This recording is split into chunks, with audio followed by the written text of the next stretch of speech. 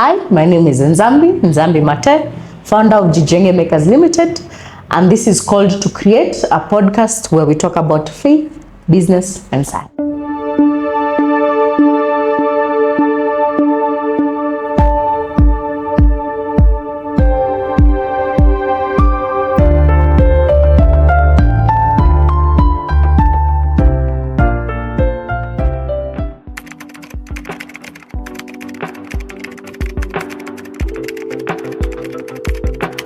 One thing is for sure, all my life, I always knew I'll do something in engineering and science world. That's something I always knew. What exactly, I didn't know. And this is how I knew. For me, the engineers I knew when I was growing up were mostly in the construction space. Mostly like the contractors, the civil engineers, those are the ones which I really interacted with and I really liked. I liked they were amazing people in of themselves, but I think that had nothing to do much with the profession. But for me, I always knew. Now comes in the dynamic that for you in Kenya to be an engineer, you need to have, for example, I think an A in all the like sciences in your KCSE. Now I think KG something, the CBC version of KCSE. And honestly speaking, I actually didn't get an A in KCSE. I think I got a B+. Yes, I actually got a B+. It was a bit like I think if I'm not wrong, a point shy away to get an A- if I'm not wrong, but it was a B+ nonetheless. And that took a toll on me because ideally speaking, and I wanted to go through JAB, the government thing, and I couldn't go to engineering with that. So what I decided to do, I knew I'll still be an engineer.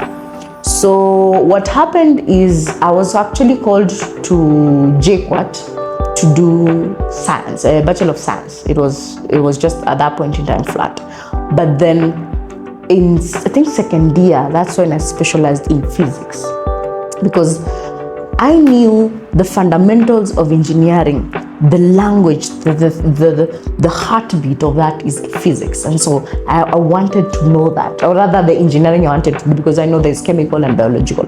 So I wanted to do that, and so I decided, let me do this.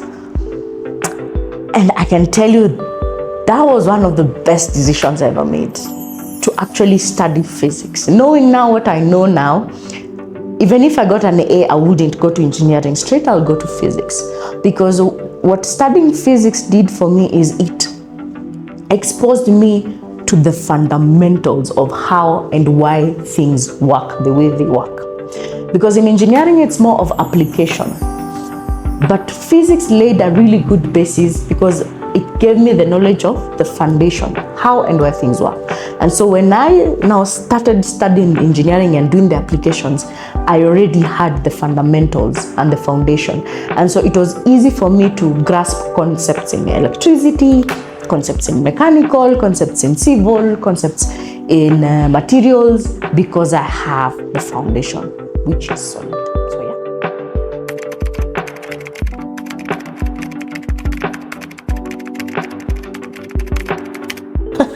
You know something? I like the way, usually I get this question and after we speak with after the podcast, people think like the research and experimentation has a formula. That shit doesn't have a formula. It's just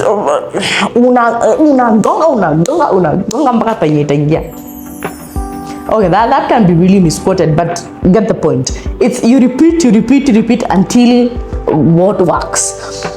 So for me, first of all, let's establish some facts. This business is set up in Kenya, and Kenya is in Africa. And one thing about Africa as a continent, we are yet to really invest heavily in science research and development, because we are more of a consumer market and very little in production. But my belief is that will change, and I can see things are changing. So what we are taught as far as research and development in school, it's more of how research and development works in Europe and US and Asia. It's very structured. It has like environment and lab and all that stuff. In Africa, no, things don't work like that. They don't. So when it comes to research and development, it's very crude, shrewd, and very like just rugged ways and methodologies. And so for me, like the first mixing, extrusion is, I actually just made a jiko, poke holes, and put a sufuria, put sand, put shredded plastic, and literally started mixing. Kama venye unapika ugali, I started mixing by hand. If I was in Europe, I would have a budget. Maybe if I was maybe in an academic institution, I'd have a budget to do a small extruder, but I didn't. So that was the first one. The other element is just repeating. Like R&D is just repeating, recording the differences, and noting the state of change. So I cannot quite tell you a specific thing that I did, but it's literally just doing what you need to do. But remember, in Africa, so remember to fail fast and fail cheaply.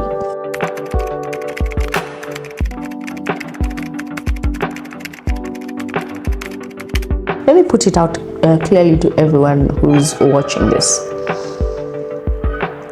If you're dealing with waste, any form of waste, just know quality control and quality assurance will be a pain in all the wrong places every single time.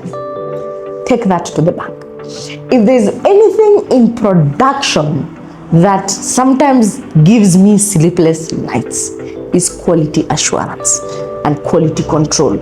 And this stems from the fact that our raw material comes from plastic waste. Why? Because plastic comes in different shapes, forms, and sizes. And so if we put a quality standard, we have to repeat it and do it every single time we process a new batch. And so what happens is you end up operating in ranges. So for example, if we actually produce our product from virgin plastic, we'll be able to produce the same product over and over and over again. But because our source of raw material is plastic waste, we have to work with what you call proximities. So arrange and then operate within that range. So how we ensure it, first of all, is doing quality checks for every batch. That's the first one. The second thing is reducing the number of plastic waste you process. When you were starting about 10 years ago, I was processing all types of plastics. Now I don't process all types of plastic. I just process automotive waste, post-consumer waste, which is HDPE, PP, LDPE, same to post-consumer and post-industrial waste, HDPE, PP, LDPE. The reason why we're narrowing down, and we're constantly narrowing down, the reason we're doing that is to control quality assurance and quality control.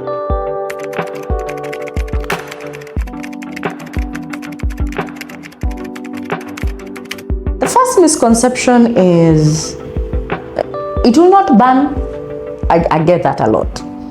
And that's also another thing that actually gives me sleepless nights, to continue guaranteeing through quality control and assurance that the melting point is very high enough to be able to withstand that. The other misconception is when I tell people this paper is made out of plastic waste, they think it's like your bottle or your water bottle or your cooking oil and they put sand inside and it's that squishy. That's also another misconception. The other misconception is it's not a worthy something, like it doesn't have value, so it's worthless. That's another misconception I've experienced. The other misconception I've actually experienced is because it has recycling and it falls in like a green space, we are using it as greenwashing, and I've gotten a lot of that. But we are actually building a business model that if once we fully realize the potential of this formula to be able to be replicated to any material, and so therefore build circular solutions that act as feeders to the main production. So it's not greenwashing, it's actually a business model that can be plugged into the original source of that. The final misconception is, and this one is hard. It stems from me being a woman, especially when I was starting in the beginning. That misconception really took a toll on me, where simply because I'm a woman, I cannot do hard engineering, if I may call it that, because we do a lot of industrial work, whether it's industrial machines, industrial processes. So that was a huge misconception. I had to especially start in the beginning, but then like every single day, I get versions of that.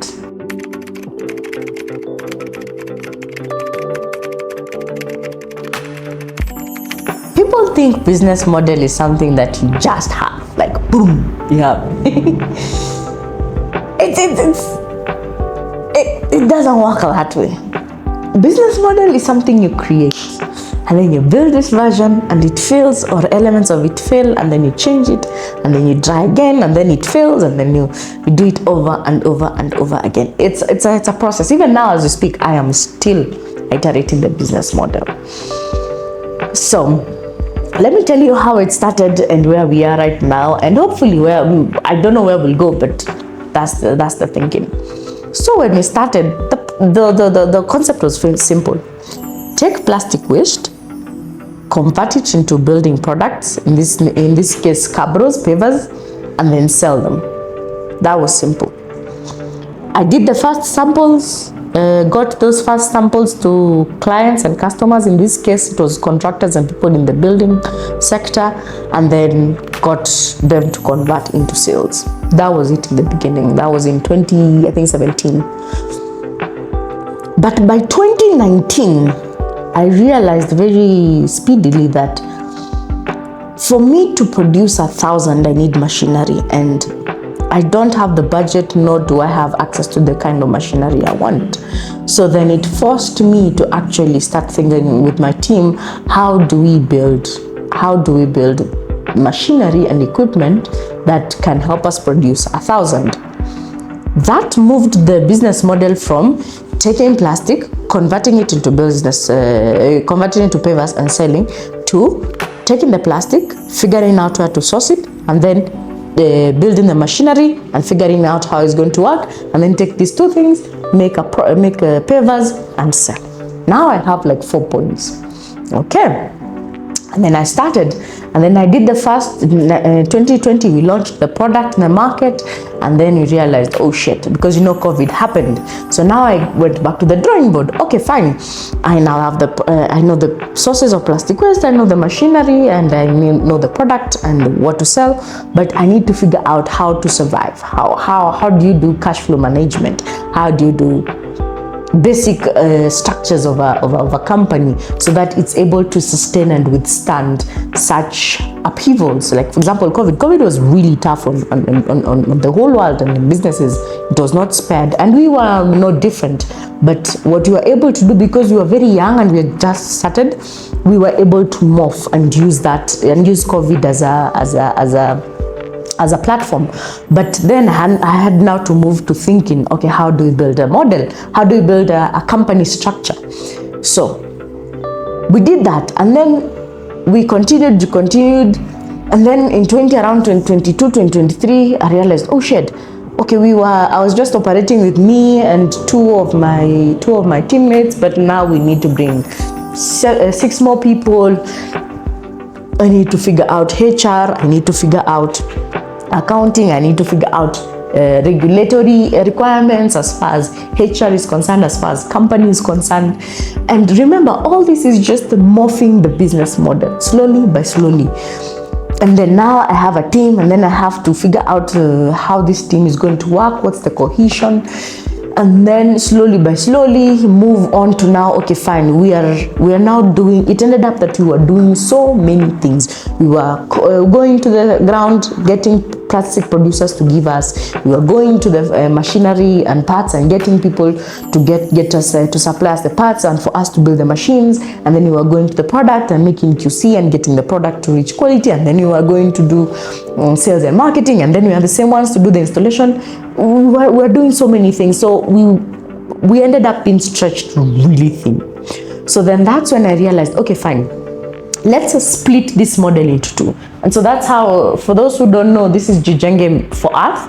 Gjenge for Earth is our non-profit arm, and then Gjenge Makers is our for-profit arm. So because we are a social enterprise, so we have the social part, which is handled by our non-profit, and the enterprise part, which is handled by our for-profit.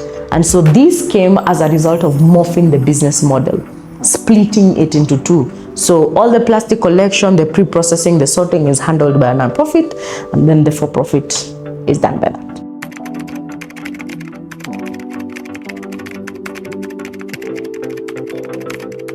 Honestly speaking, I don't think balance is the word. You know, it's like a pendulum. It just keeps swinging this way. So you kind of have to let the pendulum swing. So this is how instead I will say it. When we started Gjenge, the focus was taking plastic and converting it into building products. Simple. But then the more we took plastic and converted it into building products, the more we realized there are other factors at play. For example, plastic in Kenya and in Africa, plastic waste, we don't have proper waste management systems, or rather, correction, we are yet to have proper waste management systems. And so because of this, and coupled with the dynamic of the fact that the people who handle waste in Kenya and in most parts of Africa, and also practically most parts of the world, are people really at the bottom of the pyramid in terms of income. So that opened us up to a whole new dimension and an understanding of how, us Gjenge being a social enterprise, what's the true definition of social? My friend, when you lack food, when you lack shelter, when you lack clothing, the basic needs, when you lack that, that desperation takes you to levels that when you go to the dump site and you see someone eating like food or fruits from the trash, and that's how they're eating it, it's harsh. It's a really hard thing. And so for us, we realized for us to source the plastic waste, we had to interact and we had to build a framework to handle that. But then those activities were not necessarily revenue generating activities. They are important, but they don't generate revenue at the bottom line. So what we decided to do is take this model, which is once again taking plastic waste and converting it into building products. And we started by building a company, which the goal was for profit. But we realized at the bottom, the basics, up at the bottom, our what we call unit costs, they were really taking a hit because we were spending a lot of resources on the social element, which is the mobilizing part of the plastic, doing community engagement, so that you can be able to provide a feedstock, a supply of the waste material. So what we did is we split that model. So our model is three. We have three segments. We have what we call the pre-processing, the processing, and the post-processing. Pre-processing is taking plastic waste, sorting it, cleaning it, crushing it, and preparing it for production. Production is processing, where we take the plastic waste and convert into building products, and then post-processing is the building part. With the three segments I've mentioned, the pre-processing, the processing, and the post-processing, the sourcing of plastic waste, community mobilization, cleaning of plastic, crushing it, all that is in the pre-processing. And a lot of time, a lot of effort, a lot of resource, and a lot of engagement is on that front. And you know, the downside of being a business in Africa is if you were a business in maybe Europe or Asia or even America, ideally speaking, it would be 3 companies in one. In fact, 4 companies in one. What does that mean? Pre-processing, the collection of plastic, the processing and everything will be one company. Processing, which is the manufacturing process, will be another company. and then installation and building using our product will be another company, and then making of the machines and R&D will be another company. Unfortunately, we're in Africa in this context, or fortunately or unfortunately, depending on how you see it. And so because of that, all this has to be done under relatively one roof and with a fraction of the budget. So what we decided to do is we split the pre-processing and put all that mandate under a non-profit, and that's how we started Gjenge for Earth. So what Gjenge for Earth does, it does the community mobilization, it does the plastic collection, the sorting, the engagement on the ground level, like boots on the ground, to get the plastic and prepare it and make it ready for production, and then give that to Gjenge Makers. Now Gjenge Makers is now the for-profit that now does the processing, which is the manufacturing of the pavers, and the installation.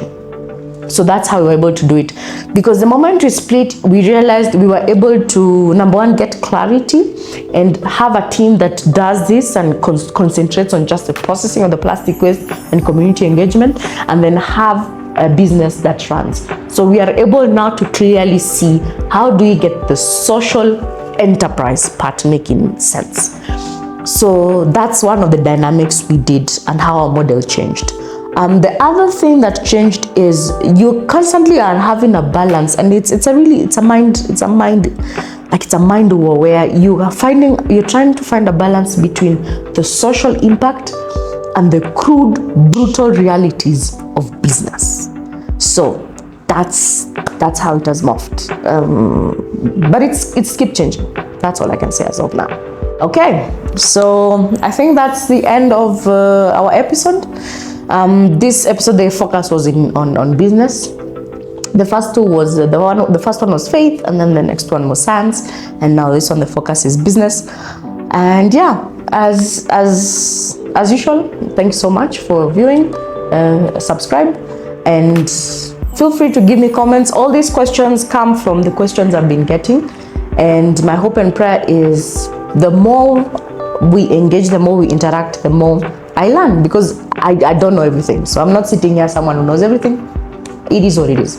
So yeah, subscribe, and once again, kama kawaida, purchase our pavers, nunua mawe. See you next.